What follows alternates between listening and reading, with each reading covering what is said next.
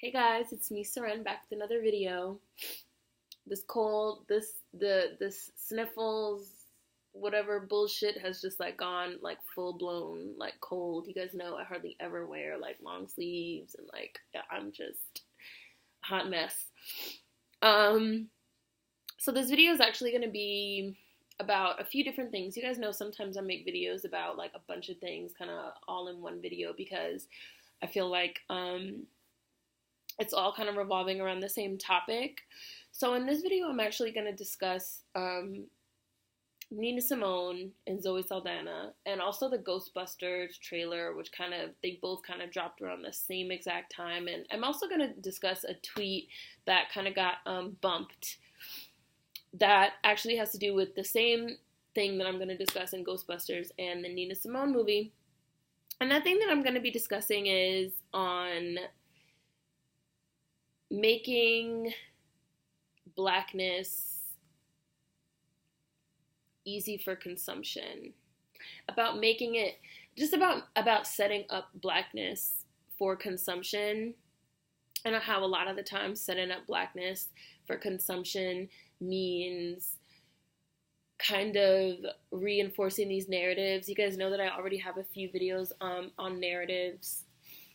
And I kind of feel like that's what we're seeing with the Zoe Saldana, Nina Simone business, and also this Leslie Jones in Ghostbusters. So the Nina Simone thing first. So about, I want to say 3 or 4 years ago, maybe going back to 2012, Zoe Saldana was cast as Nina Simone in this movie they're making about Nina Simone's life. Nina Simone was just a legendary, iconic singer, activist. She was a genius. She was just amazing, she was just amazing. She was dark skinned, wore her natural hair, big nose. She sang songs about how white people are fucking crazy. And, she was just a revolutionary. She was a revolutionary. She was sexual.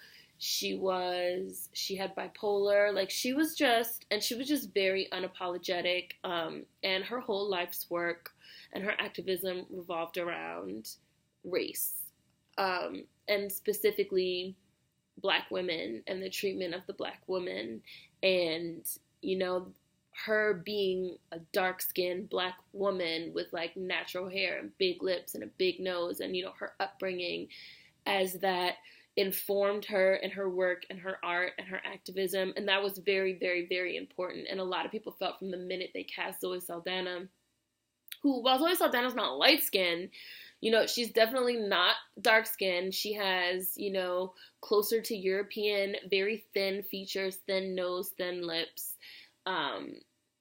Actually, Rolling Stone did a side-by-side comparison, which I think I have saved, where it's yep, I do, where it's really, really, really apparent, can you guys see that?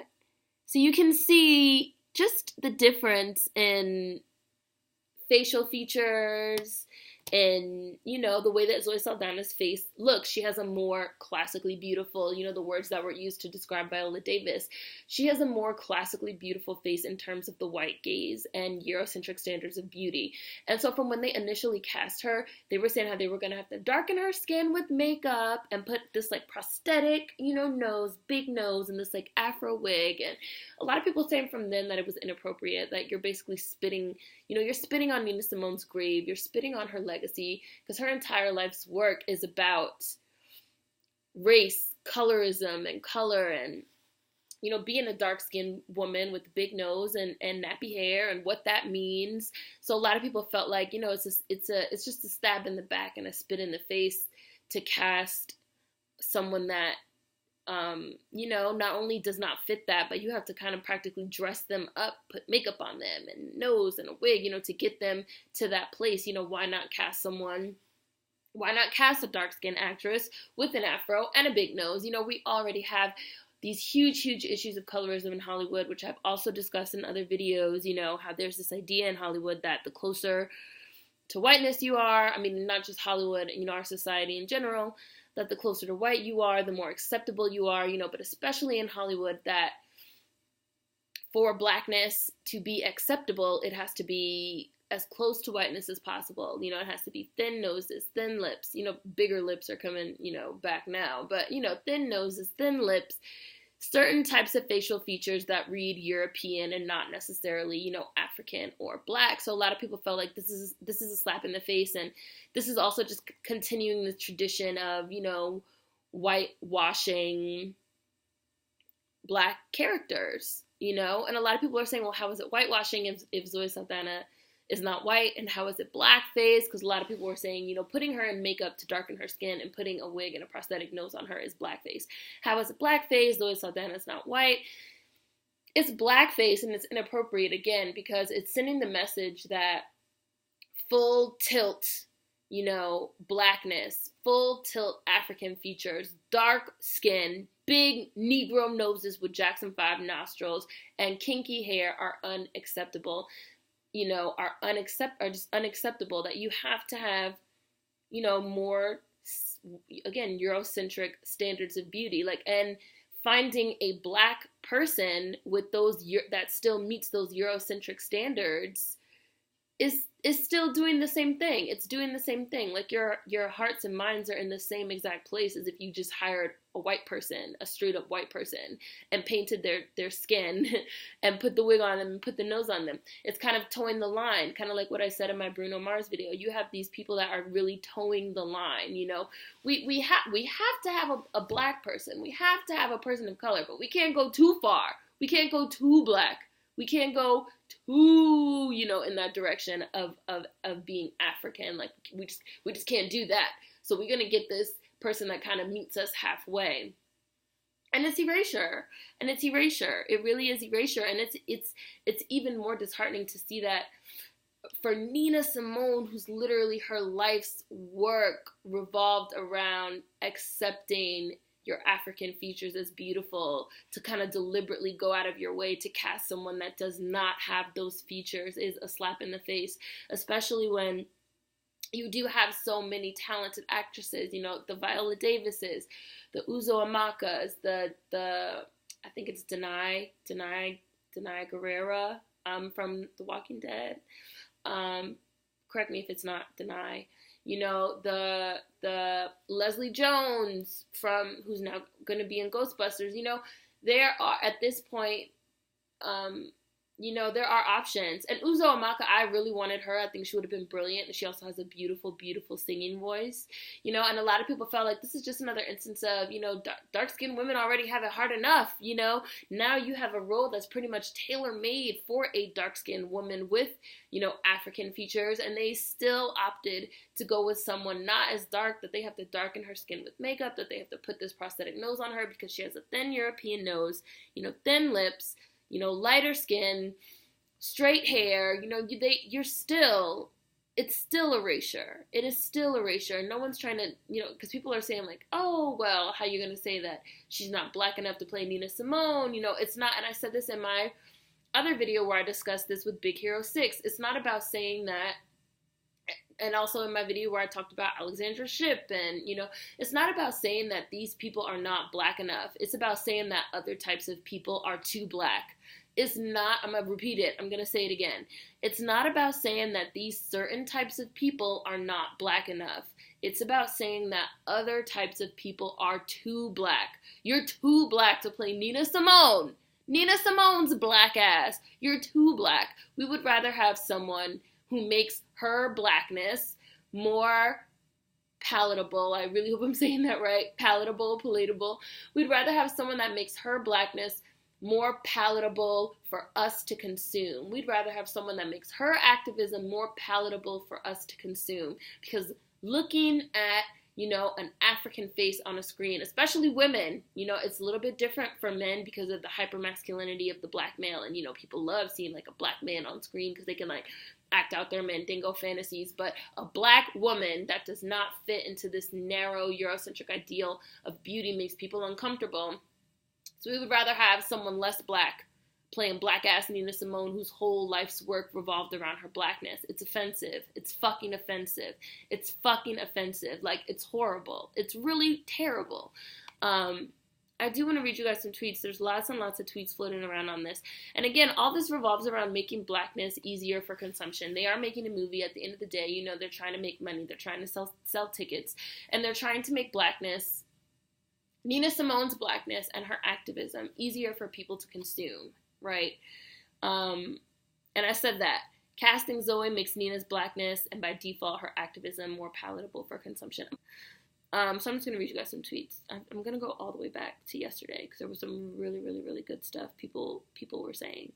Oh, also, before I even get into this, a lot of people are saying, like, well, actors act, and actors are allowed to play different types of people, and, you know, you had Brandy playing Cinderella, you had a black person playing Cinderella, and it's like, okay, but Nina Simone was not fictional. Cinderella is fictional. And it seems like something that a lot of people, especially white people, get confused. Like, Cinderella's fake. She's fictional. I have a video coming soon on PSA, fiction isn't real.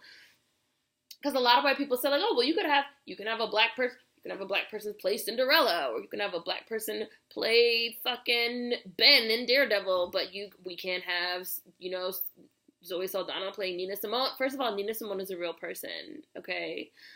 Race bending a fictional character, like, it's fiction, like, it's not real. Like, Santa Claus is not real, Cinderella's not real, Gandalf the Grey, and then Gandalf the White, they're not real. Like, Nina Simone is a real person. She was a real person. She had a real face.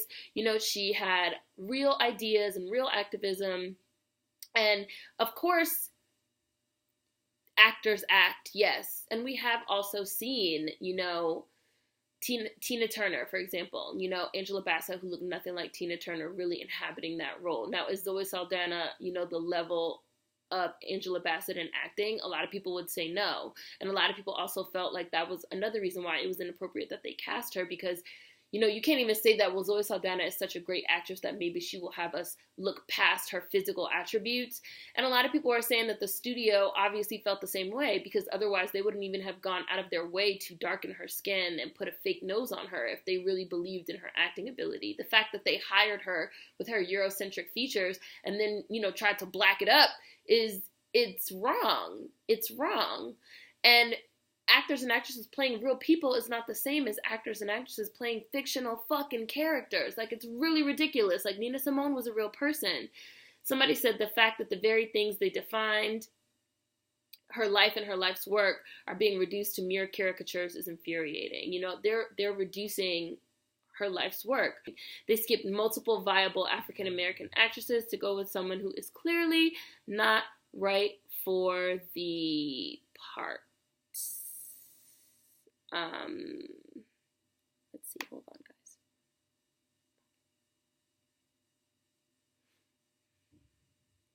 Message for all the dark-skinned actresses who already have the smallest pool of parts to play. You can't have this role either. You know, if it was just casting for some fictional black woman in a made-up story, I would have no issues with casting Zoe as a black woman. None. But Nina is not some fictional black woman in a made-up story. This is from Cirque du Soleil, which is at Brown and Bella. But Nina Simone is not some fictional black woman in a made-up story. She's Nina Simone, an actual person who actually lived. She's a black American icon. Excuse me, guys. Sorry. She's a black American icon whose culture and complexion were central to her artistry and to her activism. She struggled against colorism and explicitly addressed it both inside and outside of her art. Casting Zoe spits on all of that. The people making the movie knew that Nina's complexion was a large part of her story. Why else would they bother darkening Zoe for the role? So it was important enough that they darkened Zoe to play her, but not important enough to actually cast a dark-skinned woman. It is so sad to me that even in death, even in a movie about Nina Simone is still plagued by the colorism that she fought against. Clearly, no one involved understood her struggle and sacrifice. And someone said, I love Nina, but she was complicated. Hollywood wants neat and not too ugly. Won't be seeing the movie. And again, what is this about? This is about making blackness neat and not too ugly, making it palatable, making it something we can easily consume in a movie, because we can look at a pretty, familiar face and know that that's Zoe Saldana. And by that same account, the Ghostbusters trailer came out, because, you know, they're doing the all-woman, all-female version of Ghostbusters, and a lot of people were really excited for this trailer, but as soon as it came out, you had people that started saying, wait a minute, hold up, because you have the three main white characters that are scientists, and then you have Leslie Jones' character, who is not a scientist, who is the sassy black friend, who's the one with the street smarts, and she pulls up in the pimped out hearse, and she's like, I know New York. I could show y'all all around. And they show her bitch slapping a ghost out of somebody. You know, I rebuke thee in the name of Patty. Slap, like, you know, relying on very tired tropes of blackness, of black womanhood. Again, you know, the three white women get to be well-rounded characters, scientists, and the black woman is the, you know, the sidekick, the add-on character, the sassy black friend, you know. And again, that is about narrative.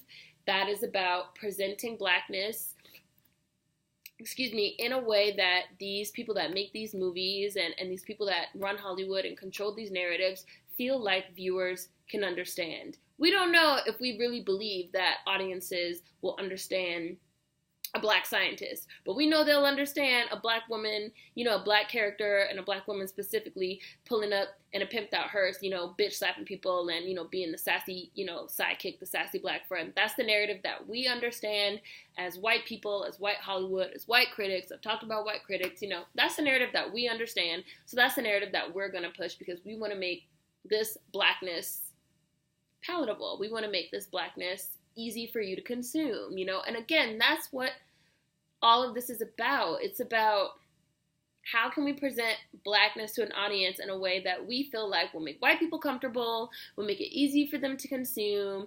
You know, it's this fake ass diversity. It's this fake ass, you know, here black people, like here niggas, we tossing you this crumb with this Nina Simone movie. We tossing you this crumb with this black woman in this Ghostbusters movie. We're tossing you this crumb with Michael B. Jordan and fucking Fantastic Four. Like, be happy with the crumb. Like, who cares if it's stereotypical bullshit? Who cares if it follows this fake ass fucking jigaboo ass fucking narrative?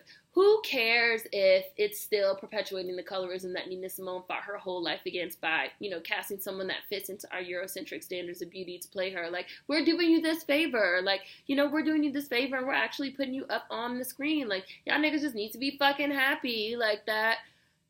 We're making your blackness available for consumption, you know? That, to me, that's what it's about. Like, to me, that's what it's about, is fitting blackness into this narrative. Even when that blackness is as radical as Nina Simone, they're still trying to push it into this narrative and make it neat and tidy.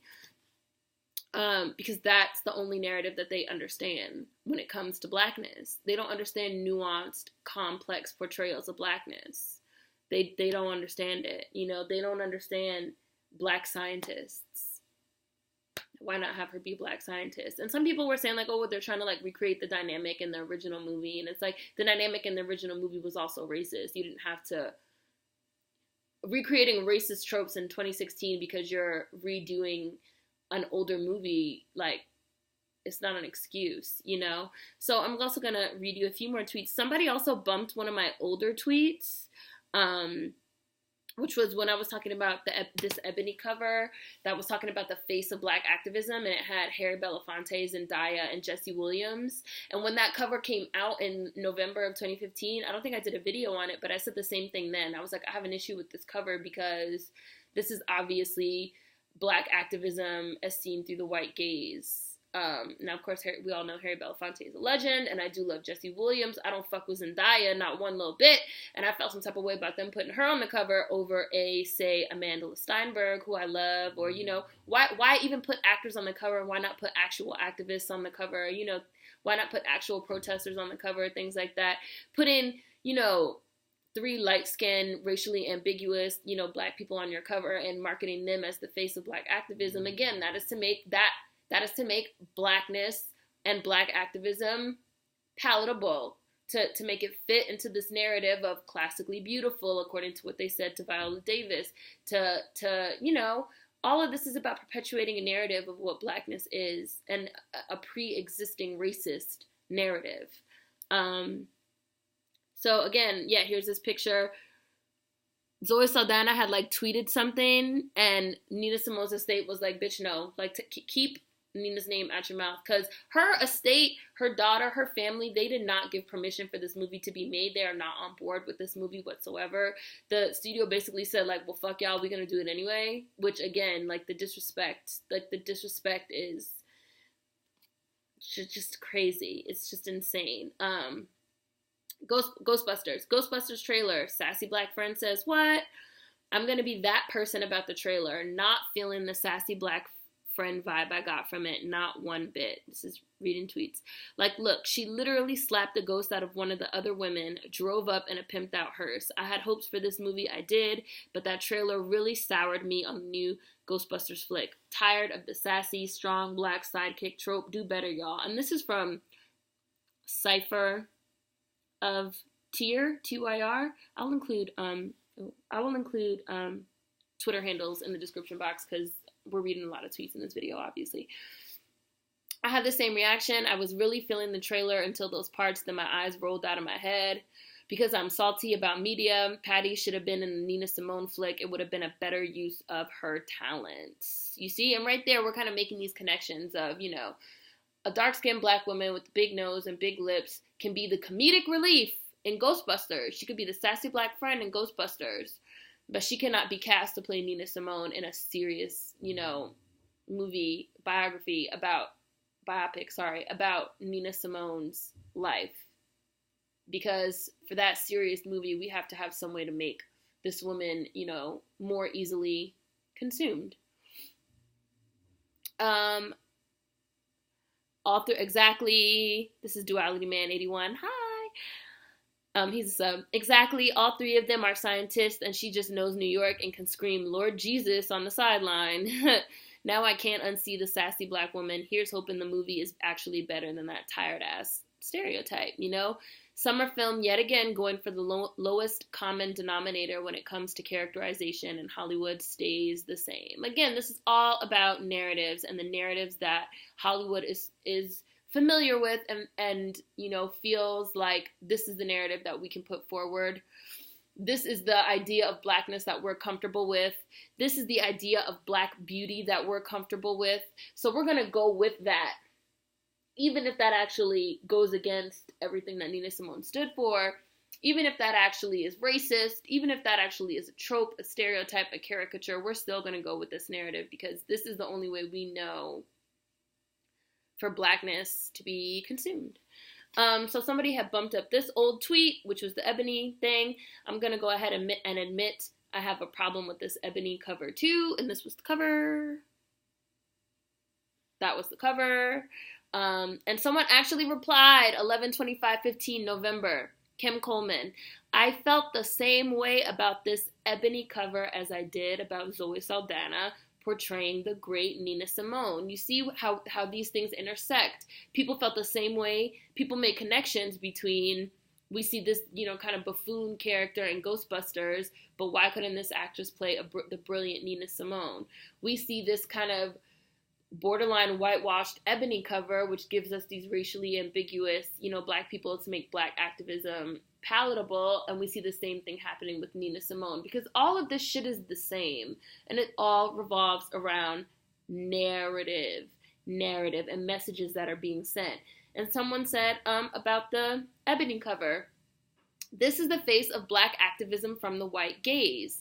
That is exactly how I feel about Zoe Saldana being cast to play Nina Simone, because Nina Simone was an activist. This is the face of black activism from the white gaze. This is the face of black genius from the white gaze. This is the face of black womanhood from the white gaze, filtered through the white gaze. This is what we're looking at when we're looking at Zoe Saldana playing Nina Simone. Trippin' Crutch. Mass-produced, palatable, processed revolution and activism. Duality Man 81. This is only to make our fight palatable and digestible to the white audience. It is the equivalent of a Flintstone vitamin, and it even comes with a bitter aftertaste. I don't like it at all.